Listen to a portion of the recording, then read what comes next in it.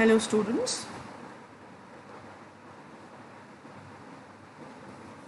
तो आज हम कंटिन्यू करेंगे अपना chapter financial management business studies class 12 और डायरेक्टली हम पता है आप सबको कि हम डायरेक्टली एनसीईआरटी बुक से पढ़ते हैं। लास्ट लेसन्स में हमने फाइनेंसिंग डिसीजंस पढ़े थे और उससे पहले हमने इन्वेस्टिंग डिसीजंस पढ़े थे। आज हम देखेंगे डिविडेंड डिसीजंस। हम क्या देखेंगे आज? Dividend decisions directly from NCERT book. जैसे कि लाइव स्ट्रीमिंग है, अभी हमारे साथ व्यूअर्स जुड़ रहे हैं और अगर वो नहीं भी जुड़ पाते हैं स्टूडेंट्स, तो आप इसी वीडियो को, ये जो लाइव स्ट्रीमिंग है वो सेव हो जाएगी आपके मेरे चैनल पर। तो आप वहाँ जाकर फिर लाइव स्ट्रीमिंग को बाद में भी देख सकते हैं। मतलब इसको जब ये वीडियो में कन्वर्ट हो जाएगा चैनल पर, तब आप जाकर इस वीडियो को देख सकते हैं, है ना। तो जो डिविडेंड डिसीजन का टॉपिक है, ऐसा नहीं है वो लाइव स्ट्रीमिंग में ही आपको मिलेगा, बाद में भी आप चैनल पर जाकर उसको देख सकेंगे। तो चलिए स्टार्ट करते हैं टॉपिक आज का, जो कि है डिविडेंड डिसीजन।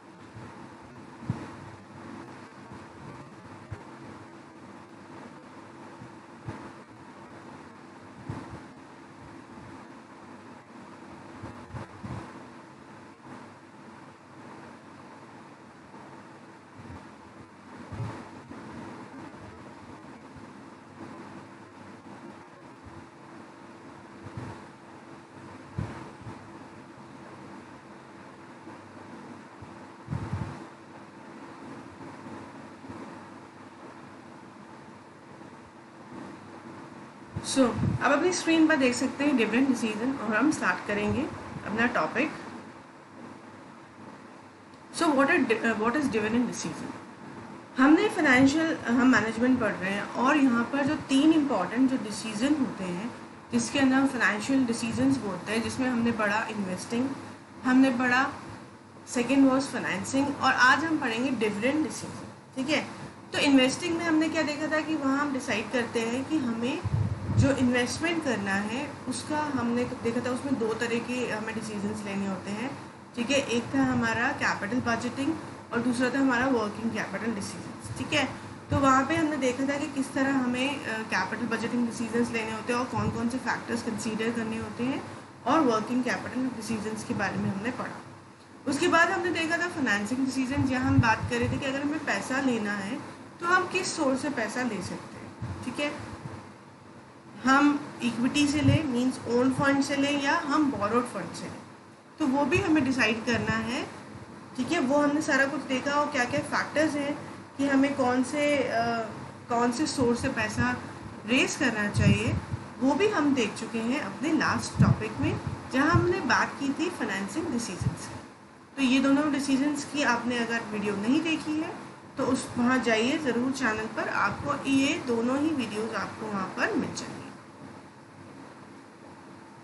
चलिए, तो आज का जो हमारा टॉपिक है वो है डिविडेंड डिसीजन। डिविडेंड डिसीजन मतलब डिविडेंड क्या होता है? डिविडेंड क्या होता है? प्रॉफिट का वो हिस्सा, ठीक है, जो हम किसको देते हैं, कंपनी किसको देती है? शेयर होल्डर्स को। तो हम जानेंगे कि डिविडेंड को देते समय कौन कौन से फैक्टर्स को कंसीडर किया जाता है, जो कंपनीज होती है वो कौन कौन से फैक्टर्स को कंसीडर करती है। चलिए करते हैं start. decision. The third important decision that every financial manager has to take relates to the distribution of dividend. Dividend is that portion of profit which is distributed to shareholders.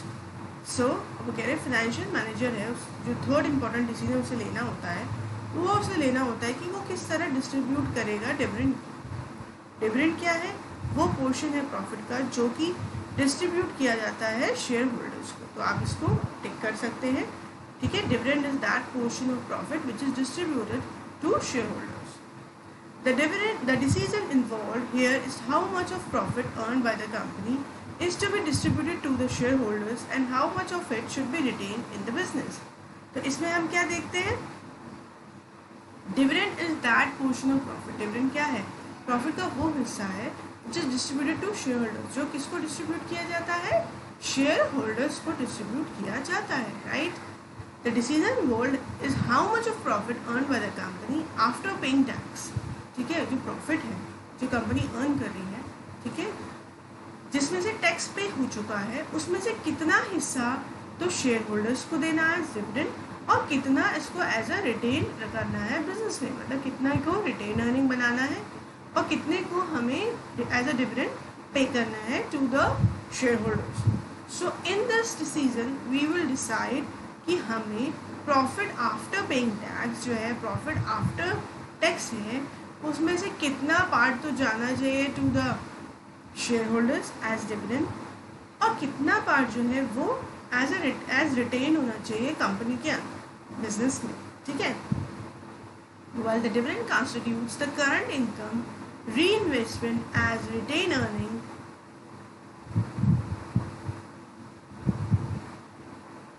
increases the firm future earning capacity.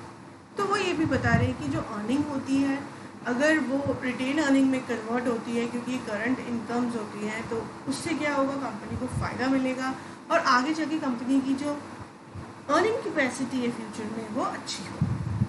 The extent of retain earning also influences the financing decision of the firm. और जो retain earning है वो कहीं ना कहीं influence करती है financing decision को भी, क्योंकि फाइनेंसिंग डिसीजन में हमें ये डिसाइड करना होता है कि कितना पैसा हमें रेज करना है। तो अगर हमारे पास अच्छा, मतलब अगर हमारे पास रिटर्न अर्निंग अच्छी है तो हमें बाहर सोर्सेज से पैसा कम लेना पड़ेगा।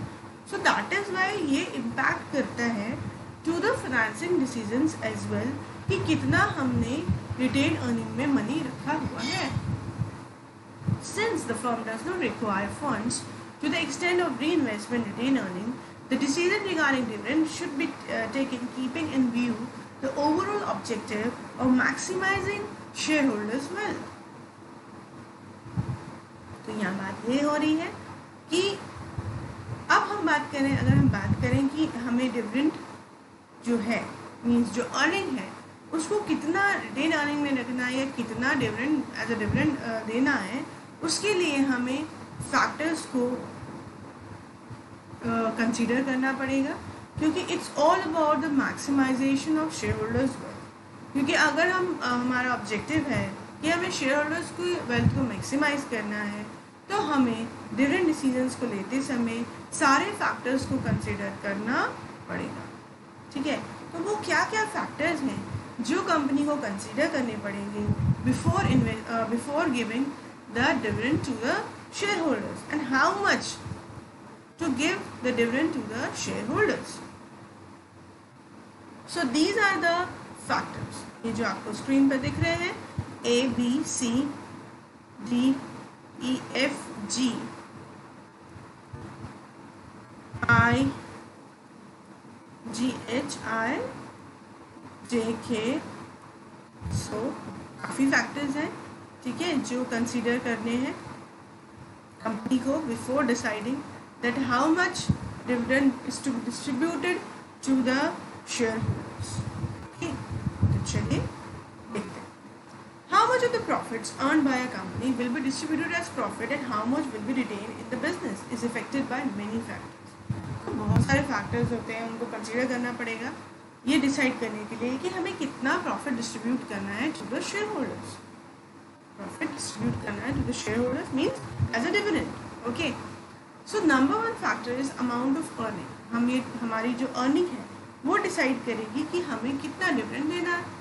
So dividends are paid out of current and past earnings. Therefore, earnings is a major determinant of a decision about dividend. तो डिविडेंड्स जो होते हैं वो हमारी करंट और हमारी पास्ट अर्निंग पर बेस पर दिए जाते हैं. तो अगर अर्निंग्स हमारी अच्छी हैं तो हम डिविडेंड्स को पे कर पाएंगे. सो हियर वो यहाँ पर बात कर रहे हैं कि डिविडेंड जो अर्निंग है वो बहुत बड़ा मेजर डिटर्मिनेंट है जो कि डिसाइड करता है कि कितना डिविडेंड देना है to the share holders. Okay, next है स्टेबिलिटी ऑफ अर्निंग्स. मीन्स कितना स्टेबल है आपकी अर्निंग्स. अगर आपकी अर्निंग्स कभी बहुत ज़्यादा है और कभी बहुत ज़्यादा कम है, ठीक है, स्टेबल नहीं है, तो उस केस में आपको डिविडेंड देते समय सोचना पड़ेगा कि हमें किस तरह के डिविडेंड देने चाहिए और देने नहीं भी चाहिए. So other things remaining the same. The company having stable earning is in a better position to declare higher dividends. अगर आपकी stable earning है, मतलब आपकी एक तरह की earnings होती है, ठीक है, अच्छी earning है और हमेशा वैसी ही earning रहती है, तो आप अच्छी position पे हो कि आप dividends दे सकते हो और ज़्यादा dividends दे सकते हो. As against this, a company having unstable dividends is likely to pay smaller dividend. तो अगर unstable है तो आप कम dividend दोगे. तो इसमें क्या है, stable earning होगी तो ज़्यादा डिविडेंड दे पाएंगे और अनस्टेबल अर्निंग होगी तो स्मॉलर डिविडेंड दे पाएंगे. ओके, तो stable earning higher dividends, unstable earning smaller dividends. Okay, then next is stability of dividends. पहले था स्टेबिलिटी ऑफ अर्निंग्स, अब है stability of dividends. Companies generally follow the policy of stabilizing dividend per share. अब ये बात जो होती है स्टेबिलिटी ऑफ डिविडेंड्स की, वो होती है कंपनी की पॉलिसी पर डिपेंडेंट कि कंपनी किस तरह की पॉलिसी को अपना रही है. अगर वो ऐसी पॉलिसी अपना रही है कि उसको डिविडेंड देना ही है, ठीक है, कि वो चाहता है कि नहीं मेरे जो शेयर होल्डर्स हैं वो खुश रहें, कंपनी में अपने अपने जो इन्वेस्टमेंट्स को बढ़ाते रहें, सो एवरी टाइम वो सोचती है कि why should give the dividend every time. ठीक है, तो अगर उनकी पॉलिसी है कि वो स्टेबल रखना चाहते हैं डिविडेंड, तो उस केस में वो डिविडेंड को देंगे. The increase in dividends is generally made when there is a confidence that their earning potential has gone up and not just the earnings of the current year. In other words, dividend per share is not altered if the change in earnings is small or seem too temporary in nature. So company अगर यहाँ पर decide कर रही है कि उसको अगर dividend देना है, ठीक है, और उसको confident में लेना है to the shareholders, तो वो अपनी earning potential को, ठीक है, वो थोड़ा सा उसको साइडलाइन करेगी और कोशिश करेगी कि मेरे पास जो भी पास्ट अर्निंग है उसके बेस पर मैं डिविडेंड्स को देता रहूं, ठीक है, और मैं उसको करंट अर्निंग पर लेके ना चलूँ. ठीक है, तो अर्निंग, लेकिन हम ये भी कह सकते हैं कि अर्निंग अच्छी नहीं होगी तो कैसे दे पाएंगे. बट अगर पॉलिसी है कंपनी की कि नहीं मुझे डिविडेंड देना ही है, सो इन दैट केस वो पास्ट अर्निंग्स के बेस पर वो देगी dividend to the share holders, ठीक, बिकॉज उसकी पॉलिसी है, उसने ऐसी पॉलिसी अपनाई हुई है. Okay, next is growth opportunities. Companies having good growth opportunities retain more money out of their earnings so as to finance the required investments. The dividend in growth companies is therefore smaller than that as non-growth companies. Companies having good growth opportunities retain more money out of their earnings so as to finance the required investments.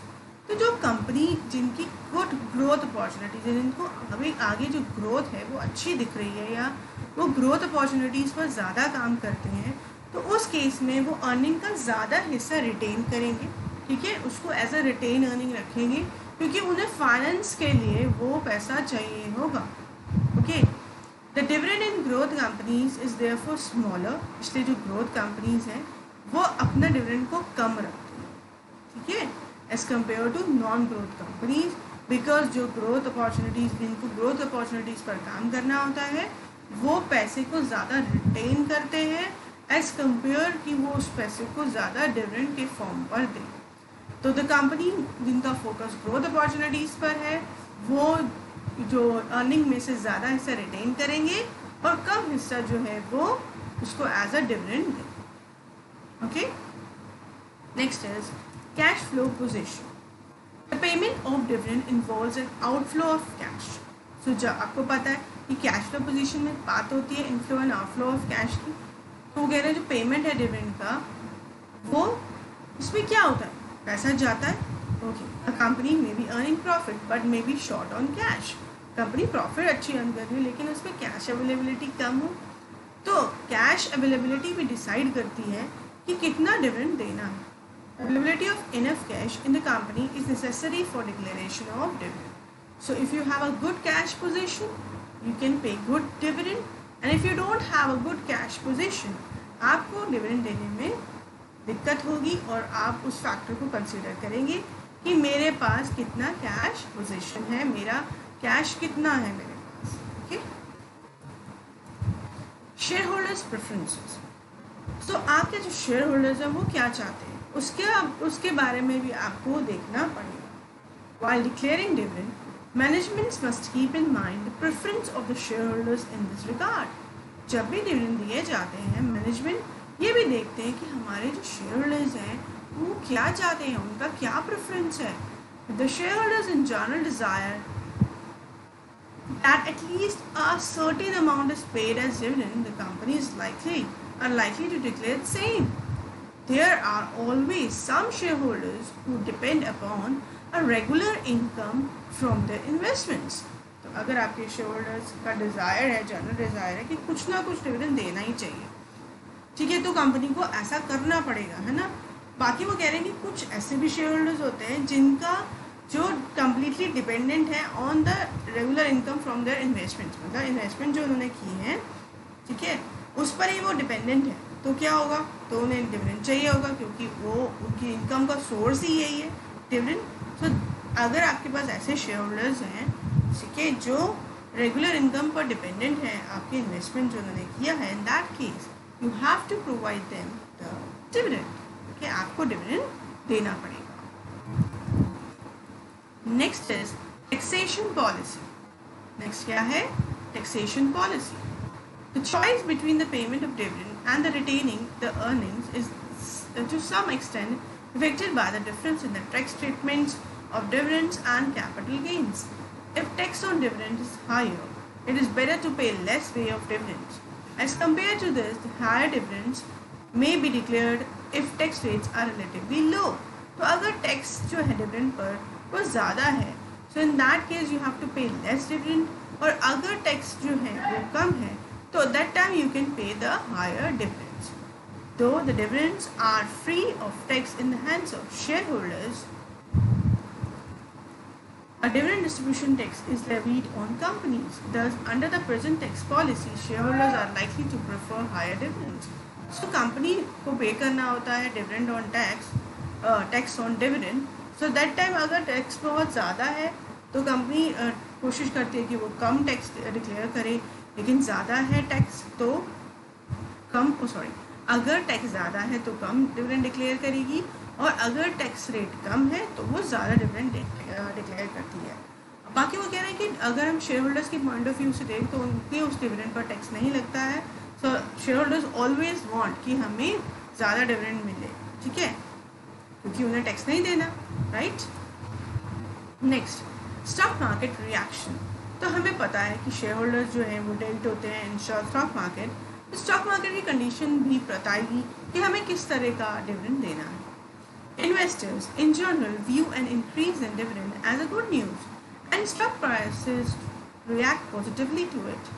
सो वो क्या कह रहे हैं, investment इन general view कि अगर बढ़ता है dividend तो ये गुड न्यूज़ होती है और मार्केट में शेयर्स के दाम बढ़ते हैं. Similarly, a decrease in dividend may have a negative impact on the share prices. और डिविडेंड अगर कम होता है तो उसका नेगेटिव इम्पैक्ट पड़ता है स्टॉक मार्केट में. The possible impact of dividend policy on the equity share price is one of the important factors considered by the management while taking a decision about it. इसलिए decision regarding dividend कि कितना dividend देना है या नहीं देना है तो कितना देना है, ये सब डिसाइड करने से पहले कंपनी स्टॉक मार्केट के रिएक्शन को भी स्टडी करती है. उसके बाद वो डिसाइड करती है कि मुझे कितना डिविडेंड देना, बिकॉज अगर ज़्यादा डिविडेंड दिया जाता है तो स्टॉक जो मार्केट है वो पॉजिटिव रिएक्ट करती है, और अगर कम डिविडेंड देते हैं तो नेगेटिव इम्पैक्ट पड़ता है on the share prices in the stock market.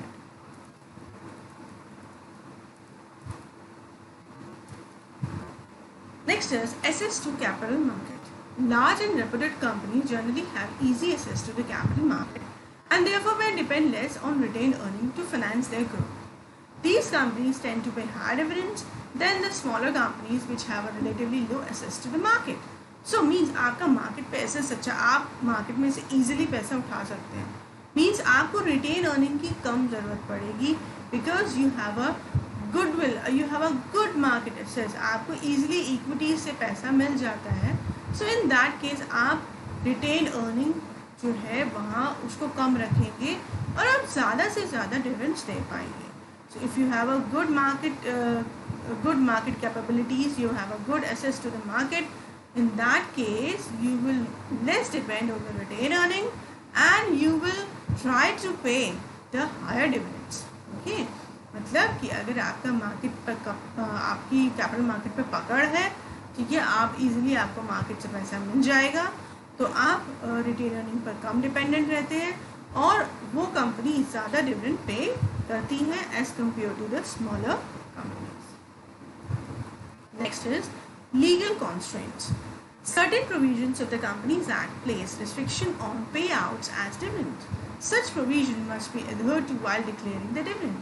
तो कुछ लीगल हम पर रोक भी लग सकती है या कुछ कानून के द्वारा भी हमारे जो कंपनीज एक्ट है वो कुछ उसकी प्रोविजंस है जहाँ पे वो रेस्ट्रिक्शन लगाती है कि आपको डिविडेंड देना है या नहीं देना है तो कितना देना है. इन दैट केस आपको उन प्रोविजंस को फॉलो करना पड़ेगा और डिविडेंड को उसी हिसाब से देना पड़ेगा. And the last one is contractual constraints. While granting loans to a company, sometimes the lender may impose certain restriction on the payment of the dividends in future. The companies are required to ensure that the dividend does not violate the terms of the loan agreement in this regard. So contractual constraints मतलब आपने कुछ ऐसा contract कर लिया जहाँ पर आपके ऊपर restrictions लगे. तो जब भी लोन देती है कोई भी कंपनी तो lender जो होता है वो इम्पोज कर देता है to the restrictions on the company कि आप फ्यूचर में डिविडेंड नहीं देंगे. मीन्स आप मेरे लोन जो आपने लिया है उसका जो ब्याज है वो आपको देना होगा. So the companies are required to ensure that the dividend does not violate the terms of the loan agreement in the regard. तो आपने जो भी लोन एग्रीमेंट किया है उसके हिसाब से आपको डिविडेंड का टर्म कंडीशन डिसाइड करनी पड़ेगी. लोन एग्रीमेंट में अगर ऐसा है आपने कॉन्ट्रैक्ट में किया हुआ है, in that case you will not give the dividend to the shareholders. Okay, so this is all about let's check ki koi bacha to nahi hai. Okay, so this finishes the factors of taking of deciding the dividend कि कितना dividend देना है to the shareholders और कितना profit में से जो हिस्सा है वो retain करना है as a retained earning. ठीक है, तो आई होप आपको क्लियर होगा ये टॉपिक.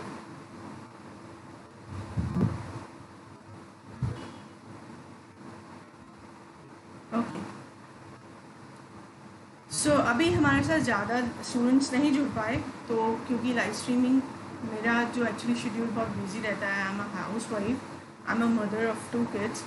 सो अभी लॉकडाउन भी है, नो मेड्स आर देयर, तो सारा घर का मैनेजमेंट देखना होता है. दैट इज़ वाई मैं अभी क्लास रेगुलरिटी में नहीं ले पा रही हूँ. सो आई एम श्योर मैं अपने रूटीन को चेंज करूँ और आप लोगों के लिए टाइम निकालूँ. ठीक है, तो अभी इस लाइव स्ट्रीमिंग के साथ ज़्यादा लर्नर्स नहीं जुड़े हैं, तो ये जो लाइव स्ट्रीमिंग है अब ये सेव हो जाएगी चैनल पर, तो आप चैनल पर जाकर इसको देख सकते हैं. ठीक है, और चैनल को सब्सक्राइब करिए, बेल आइकन को प्रेस करिए जिससे वीडियो जब भी आए उसका नोटिफिकेशन आपको मिल जाए. ठीक है, सो मिलेंगे आपको कमिंग लाइव स्ट्रीमिंग के साथ जहां हम कंटिन्यू करेंगे अपना नेक्स्ट टॉपिक जो कि है फाइनेंशियल प्लानिंग. ठीक है, फाइनेंशियल प्लानिंग हम स्टार्ट करेंगे in the coming live streaming. तो आप चैनल को सब्सक्राइब कर लेंगे तो आपको नोटिफिकेशन मिल जाएगा जब भी लाइव स्ट्रीमिंग आएगी और आप जुड़ जाएंगे. सो इसलिए चैनल को सब्सक्राइब जरूर करिए, वीडियो को लाइक शेयर ज़रूर करिए. Thank you very much. See you in the coming live streaming.